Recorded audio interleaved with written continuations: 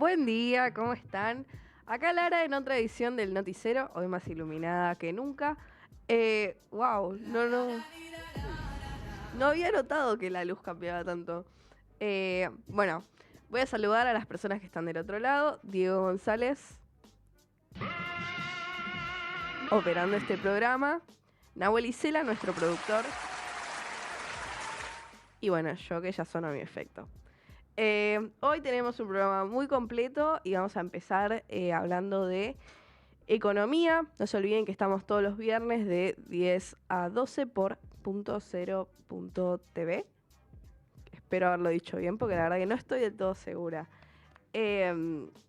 Así que nada, nos vamos a comunicar con Alejandro Nava, que es nuestro encargado de la sección de economía, que tiene su nombre, Economía de a pie. Hace mucho que no lo tenemos en este programa, así que estoy muy desactualizada de lo que está pasando en ese área. Afortunadamente, diría, porque generalmente no viene con muchas buenas noticias Alejandro.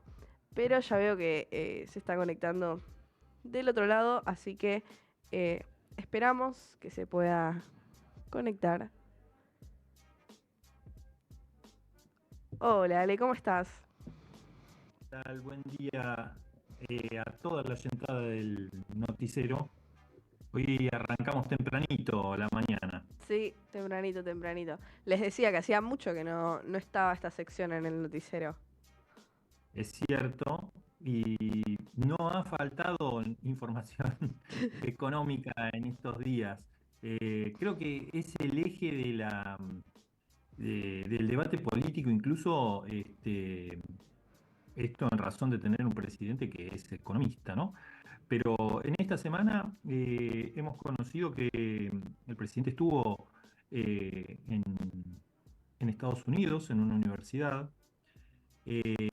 Allí expuso acerca de las ideas, de sus ideas económicas y de las ideas del liberalismo económico que él impulsa, conocido más como anarcocapitalismo. Y bueno, en medio de los indicadores que la economía argentina tiene, en los cuales tenemos una inflación muy fuerte, ¿sí? Muy alta, que está empezando a descender, pero que en niveles anuales está en el orden del 200%, por encima del 200%, eh, y que se espera que para el mes de mayo tenga un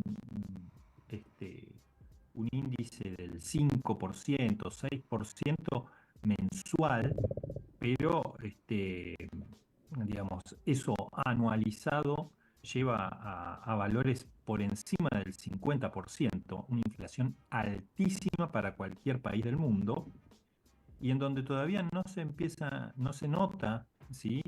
El desempleo, porque recién estamos en los primeros meses, pero seguramente de aquí a 6 meses en el relevamiento del mercado de trabajo notemos un incremento muy importante del desempleo, eh, que puede llegar a valores del 2001 o previos al 2001 de entre el 15 y el 20%, cuando durante el año pasado tuvimos valores entre el 7 y el 10%. Es decir, se ha duplicado la masa de trabajadores desempleados, y donde vemos caídas muy fuertes en la actividad industrial, y en el comercio y en el consumo. Tuvimos frases desafortunadas como esta, que tratan de explicar el equilibrio del mercado de consumo por parte del presidente. Realmente creo que una cosa es la teoría económica y lo que se dice en el marco. Tratando de ponerme en el lugar del presidente, ¿no? Lo que él expresó en este foro tiene que ver más con ideas teóricas e ideas en el marco de lo académico, hablando acerca de la externalidad del consumo y de los puntos de equilibrio que se logran en el mercado. Debe tomarse en ese sentido y no en el sentido estrictamente político. El problema es que el presidente es presidente las 24 horas del día, y todo lo que él diga debe interpretarse como política de Estado. Entonces, es muy complicado que el presidente continúe con este tipo de, digamos, exposiciones que son más del orden académico y teórico, cuando él en realidad ostenta una investidura política y todas sus expresiones se interpretan como políticas. Entonces, esta idea de, bueno, el mercado de alguna manera lo resolverá, digamos, puede sonar muy bien en lo teórico, en lo académico, o puede representar una idea innovadora en lo académico, pero repercuten terriblemente en lo político y sobre todo en los habitantes de un país que están esperando, de alguna manera, por parte de sus dirigentes, que tomen las riendas de la economía para sanearla y para mejorarla. Sinceramente, esto ha sido una de las cuestiones destacadas de la semana, más allá de otros problemas, dijimos, tema tarifas y tema servicios, iban a ser, digamos, los temas de moda durante este invierno, y Ujú. ya tuvimos esta semana el primer inconveniente con el faltante del gas. Y ahora no podemos echarle la culpa al valor de las tarifas. Evidentemente aquí hubo un problema, eh, mm, digamos, coincidente entre varios factores. Por un lado, se adelantaron las altas temperaturas, perdón, las bajas temperaturas del invierno en el mes de mayo, y además se paralizó tareas de obras públicas en el gasoducto que transportaba el gas desde Vaca Muerta hacia el resto de la red. Y esto, eh, además, sumado con que Bolivia no está produciendo gas para vender, tuvimos una situación en la que se cortó el suministro de gas en algunas industrias y en las estaciones de servicio dentro del ámbito de la capital federal, de lo que sería la ciudad autónoma de Buenos Aires y el conurbano, en las estaciones de GNC. Recordemos, el GNC es un combustible muy utilizado sobre todo por coches de alquiler, remises, taxis y algunas industrias que utilizan este combustible, que es mucho más económico que el combustible líquido, eh, y bueno, cortó el suministro por faltante de gas.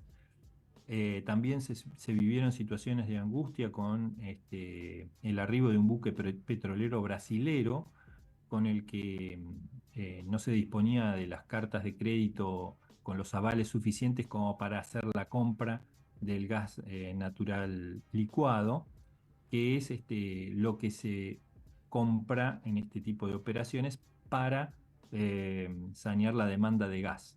Luego ese gas licuado, que viene en estado líquido, se gasifica y se distribuye, se inyecta en la red. Pero el costo de este gas licuado es 10 veces mayor que el gas que viene de la red del gasoducto.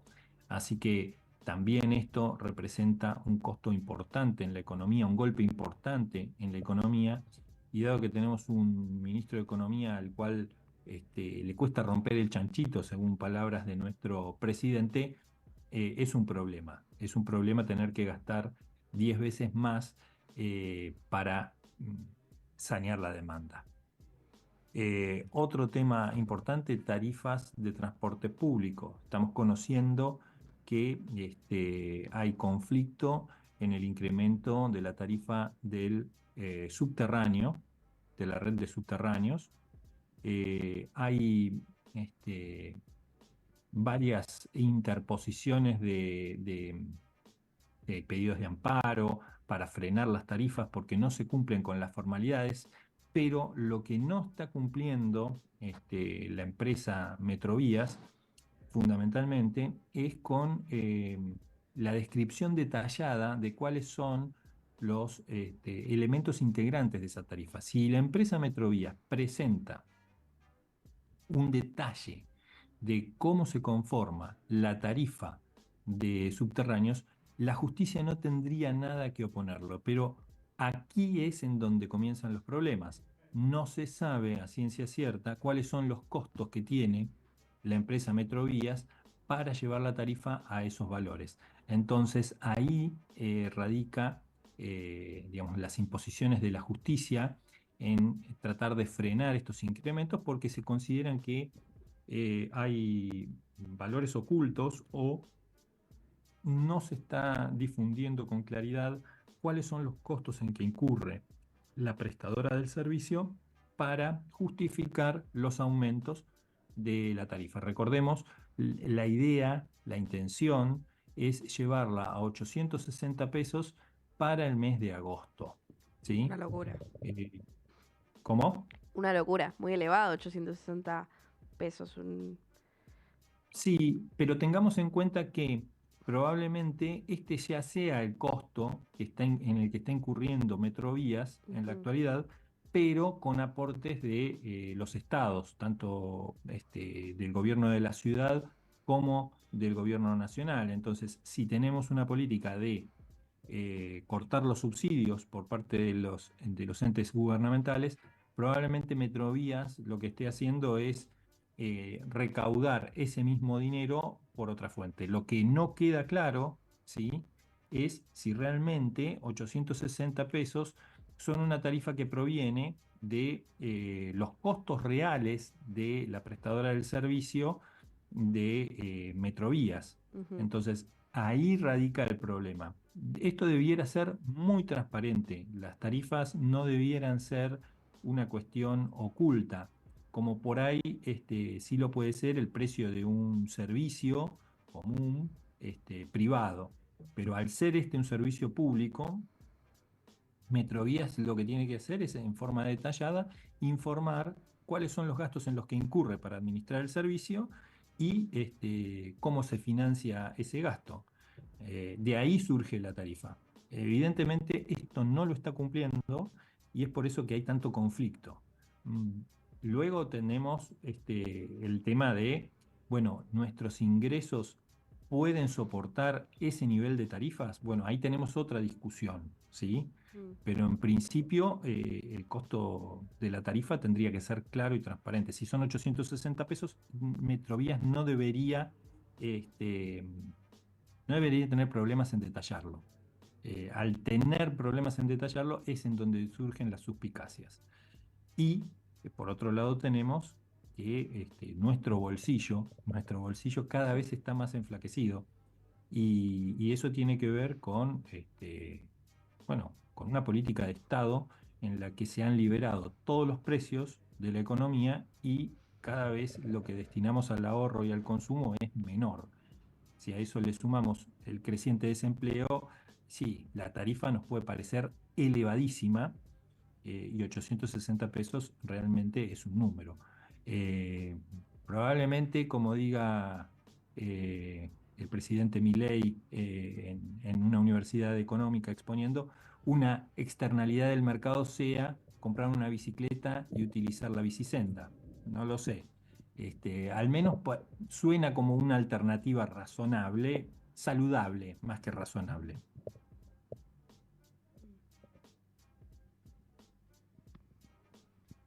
Te he dejado muda, Lara. Sí, Has sí, quedado, has quedado absorta pensando en las bicicletas, sí, seguramente.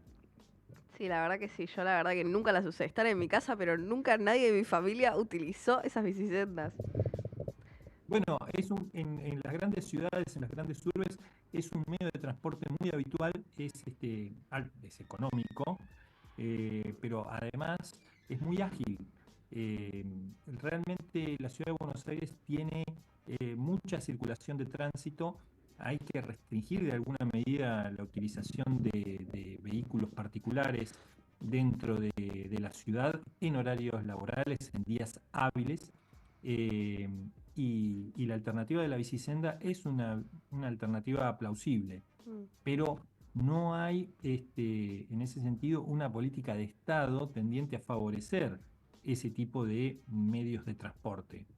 Y por otro lado, los medios de transporte masivos como los trenes, los colectivos y los subterráneos en la ciudad de Buenos Aires realmente deberían ser muy accesibles para el bolsillo de los ciudadanos para hacer un incentivo a no utilizar autos particulares. Claro.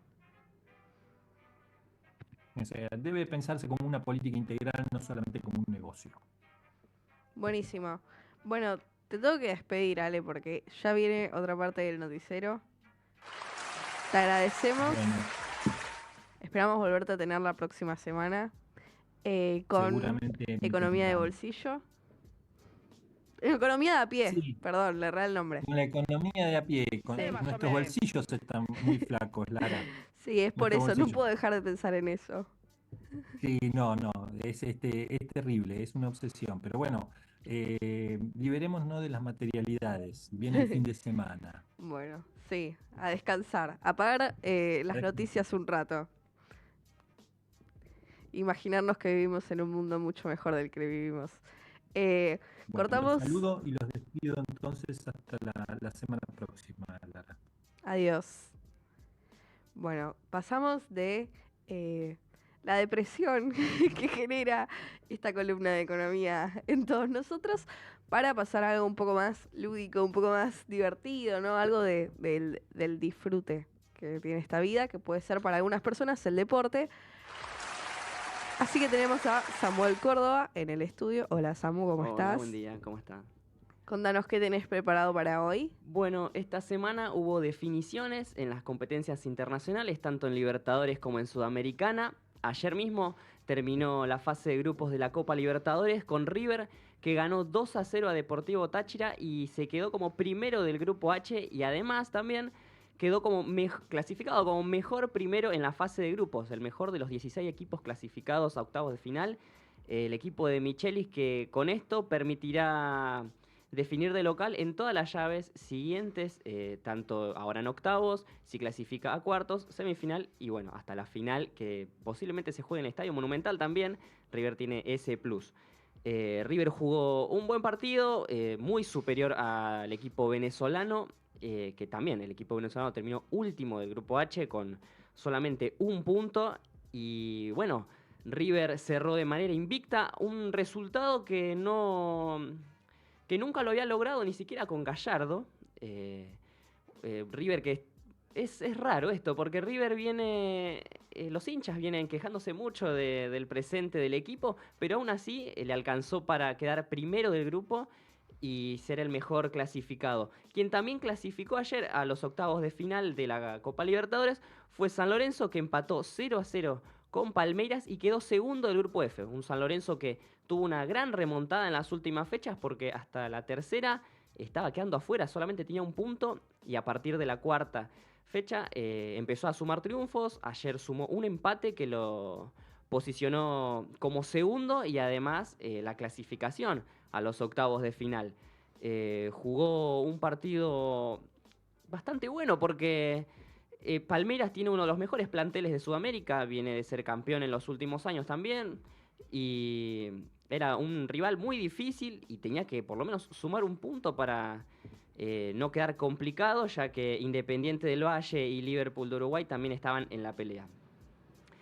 Otro de los clasificados también a lo largo de la semana fue Talleres, que bueno, ya estaba como primero, pero bueno, una derrota con San Pablo lo dejó segundo por diferencia de goles, pero aún así el equipo de Talleres tiene un buen plantel, puede pelear en esta copa y veremos qué es lo que viene.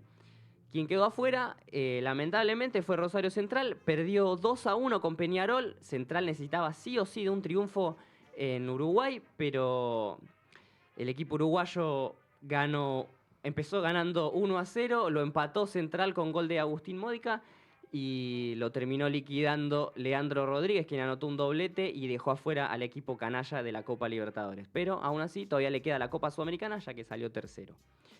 Estudiantes también quedó afuera, no va a seguir compitiendo en nada. Bueno, tendrá que esperar algunos resultados, lo tiene muy difícil. Puede jugar Sudamericana, pero en Libertadores ya está afuera. Perdió 4-3 contra Huachipato de Chile en un partido de locos, porque empezó ganando 1-0, se lo dan vuelta, lo vuelve a empatar, vuelve a estar en desventaja y sobre el final Carlos Villanueva, jugador chileno, puso el 4-3 y dejó a Estudiantes sin la chance de estar en octavos de final de la Copa Libertadores. Ahora sí, ¿cómo están definidos los octavos de final? ¿Quiénes jugarán y cómo? Bueno, primeros contra segundos. El sorteo se va a hacer este lunes 3 de junio. Y los equipos clasificados como primeros serían Fluminense, San Pablo, Junior, Bolívar, Palmeiras y Atlético Mineiro. Bueno, además River, que ya lo habíamos mencionado. Los segundos terminaron Colo-Colo, Talleres, Botafogo, Flamengo, San Lorenzo, Peñarol y Nacional. Falta que se defina el grupo C, que es el grupo donde está Estudiantes. Estudiantes sin la posibilidad de seguir en octavos, pero está con la definición entre Huachipato y el equipo brasileño que es Gremio. Todavía quedan 2 partidos, se van a jugar a partir de la semana que viene y ahí estarían definiendo quiénes son los próximos clasificados. En Sudamericana, Boca ganó 4-0 a Nacional de Potosí, un partido que pudo haber tenido muchos más goles. Boca necesitaba ganar por goleada de a menos 7 y esperar de un empate o derrota de Fortaleza, cosa que no se logró. Boca solamente ganó 4-0 y está clasificado a los playoffs de la Copa Sudamericana, que serían como los 16avos, con los equipos que están terceros de la Copa Libertadores. Quien también clasificó como primero fue Racing, ganó 3-0 con goles de Adrián Maravilla Martínez, de un gran presente, el delantero de Racing, con 20 goles en 24 partidos jugados. Maximiliano Salas y Roger Martínez pusieron la victoria de la academia. Quien clasificó también como primero fue Belgrano, en un grupo donde tenía uno de los cucos, uno de los monstruos de la Copa Sudamericana, que fue Inter de Brasil. Le ganó el Pirata 2-1 en Porto Alegre con doblete de Pablo Chavarría. Y con un grupo que ya está, todavía no está definido porque quedan partidos de Inter, Belgrano ya está asegurado como primero. Lanús también está clasificado como primero, perdió 1-0 con Cuiabá de local, pero aún así el Granate quedó con 13 puntos y esperará en octavos de final a los vencedores de los playoffs. Argentino Juniors también jugó, ya estaba afuera de la Copa, pero aún así cerró con un triunfo este martes, 2-1 con Nacional, goles de Leonardo Heredia y Damián Battaglini. El bicho que lamentablemente se quedó a muy poquitos puntos, solamente 2 de quedar en el segundo lugar. Y otro también eliminado fue Defensa y Justicia, que hizo una floja campaña, solamente 5 puntos, y además cerró con derrota contra Universidad César Vallejo de Perú en Florencio Varela. ¿Quiénes son los primeros y esperarán en octavos de final? Serían Independiente de Medellín, Cruzeiro, Belgrano, Fortaleza, Sportivo Ameliano de Paraguay, quien sacó un triunfazo en Brasil, Corinthians, Racing y Lanús. Racing de Uruguay estará en playoff como segundos. ¿Y quiénes son los segundos? Always Ready, Universidad Católica de Ecuador, Boca Paranaense, Cuiabá y Bragantino. ¿Cuándo se jugarán? A partir del 16 de julio hasta el 25, en esas 2 semanas se van a estar jugando la ida y la vuelta. Los octavos, al igual que Copa Libertadores, en la semana entre el 13 y 22 de agosto. Ahora sí, nos trasladamos al viejo continente, nos vamos a Europa, donde también hubo definición de Copa. Se jugó la final de la Conference League, que es la tercera Copa que tienen los europeos, con presencia argentina en la final y también en el equipo campeón.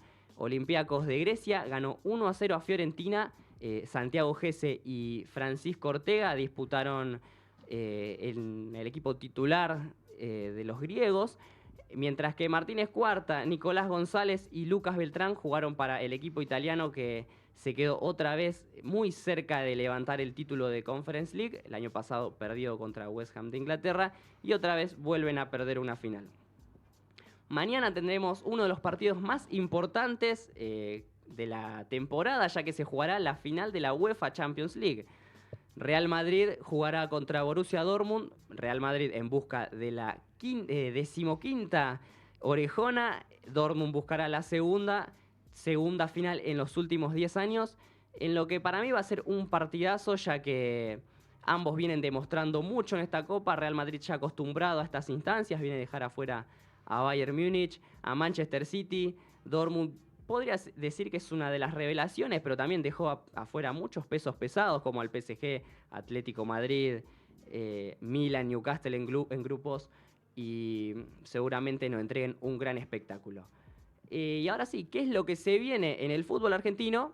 Se va a jugar la cuarta fecha de la Liga Profesional. Mañana comenzará a las 6 de la tarde Racing contra Riestra. Belgrano después jugará contra Argentinos Juniors, Vélez Atlético Tucumán. El domingo, Platense Boca a las 2:30 de la tarde, Central Córdoba Talleres, Rosario Central Lanús, Instituto Gimnasia de La Plata y River a las 8:15 contra Tigre. El lunes, San Lorenzo recibirá a Sarmiento de Junín. Defensa y Justicia jugará con Independiente y Estudiantes contra Godoy Cruz. El martes se cerrará la cuarta jornada de la Liga Profesional con Barraca Central contra Huracán, Banfield News, Independiente Rivadavia Unión. Buenísimo. Uy, Dios. Buenísimo. Gracias, Samu. Te agradecemos por tomar las riendas de esta columna futbolística.